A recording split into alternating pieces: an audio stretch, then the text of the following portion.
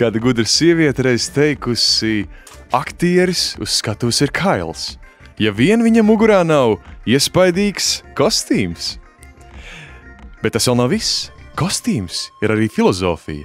Tas stāsta izrādes stāstu, ir aktiera otrā āda. Ja vien kostīma māksliniece ir Krista Dzudzilo.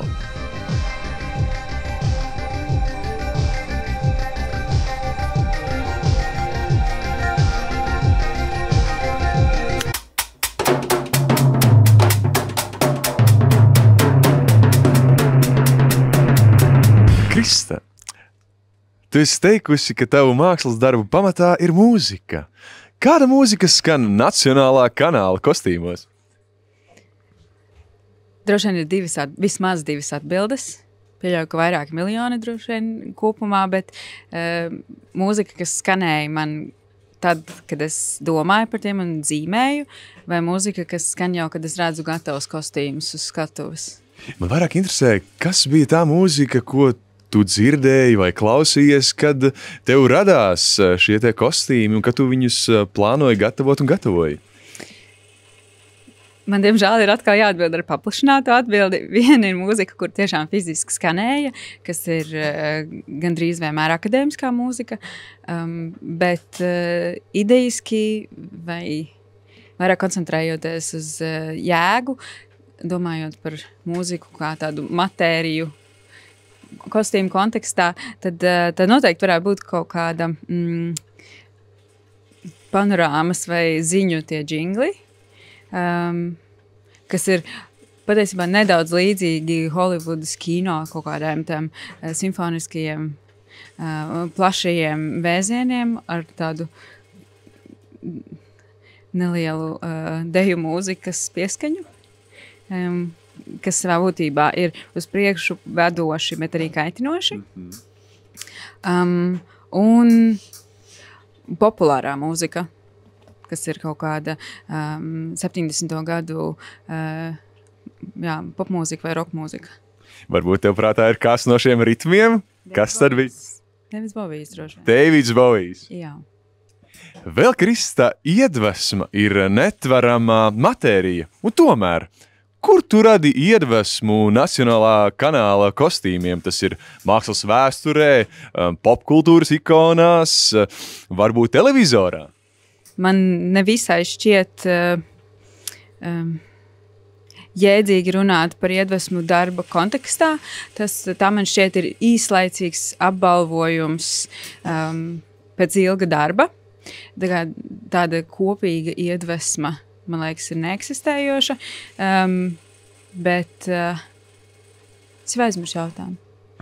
Jautājums bija, vai tu ilgojies pēc iedvesmas? Jā, protams, tā ir kaut kāda tāda katarses vieta. Nacionālā kanāla ziņu rīcībā ir nonākušas vairākas fotogrāfijas, un jautājums, vai tad tu pati vienmēr pielaiko izrāžu kostīmus un kādu iemeslu dēļ, un vai tas kaut ko dod? Pilnīgi vienmēr. Man šķiet, ka visos teātros, kuros es strādāju, šūšanas darbnīcā šuvēji un meistari ir pieraduši pie tā, ka es vispirms uzvelku kostīmu sev. Tāpēc, ka daudz lēmumi ir saistīti gan ar pašsajūtu, kuru es varu uzticēties aktierim un jautāt, kā tu tajā jūties. Bet ir kaut kādas lietas, ja tas ir liels kostīms vai sarežģīts, viņš ir grūti viņā staigāt, man ir svarīgi, vai, piemēram, viņš var aizsekt ceju.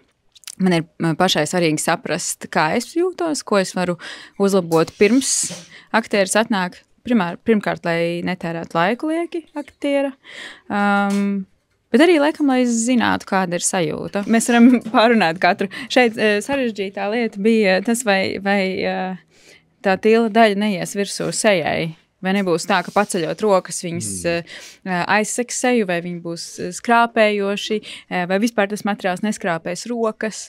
Tad pavisam tehniskas lietas. Šeit te bija vienkārši jāizlem, kurā vietā atradīsies ausis, lai viņas nekristu pārāk virsū daudz sejai. Un šis vienkārši man arī pirmkārt patika. Es viņu gribēju uzvelkt. Bet viņā ir grūti pārvietoties. Viņš ir ļoti karš. Un es arī gribēju saprast, vai ir vajadzīga josta vai nav vajadzīga josta.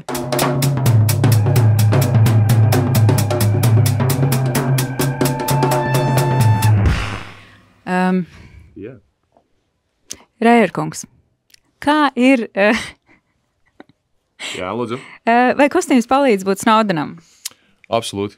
Kostīms, manuprāt, ir viena no galvenajām lietām izrādē, un kad es gatavoju jaunu lomu, tāpēc man ir ļoti svarīga sadarbība ar kostīmu mākslinieku, jo parasti teātrī kostīmu mākslinieks uzzīmē skici, šuvēdarbnīca sāk jau šo kostīmu gatavot, un tikai tad sāks mēģinājumi, kurā es tad izveidoju to savu tēlu. Un bieži vien gadās situācijas, kur es mēģinājumu procesā veidoju tēlu, un tad es aizēju pirmo laikošanu, un es saprotu, tas nav tas cilvēks. Tas cilvēks, ko es veidoju, šādas drēbes nevelk. Un labi ir tie brīži, kad var ar kostīmu mākslinieku vai mākslinieci sadarboties un meklēt kaut kādu kopsaucēju un vidusceļu. Jo skaidrs, ka kostīms ir kostīmu māksliniekam galvenā lieta, kā viņš izskatās vizuāli, un kur es dod izrādēju, bet, manuprāt, kostīms jau ir daļa no tēla, no šī cilvēka, kas atrodas uz skatuves. Un, lai šī sadarbība būtu veiksmīga, tad arī šiem diviem māksliniekiem, aktierim un kostīmu māksliniekam ir jāprot sadarboties. Bet tev likās, ka tu vari ar mani sadarboties? Es iepriekš, Krista, ar tevi nebiju strādājis, bet man bija izveidojies kostīmu mākslinieču pārsvarā tāds tops, un tu tajā nebija. Bet tagad, pēc šī iestudējuma, tu neesmu vēl par to pārdomājis, tu vai nu esi jau top 3 vai ļoti tuvu tam. Brīnišķīgi, paldies, tas nav tik slikti.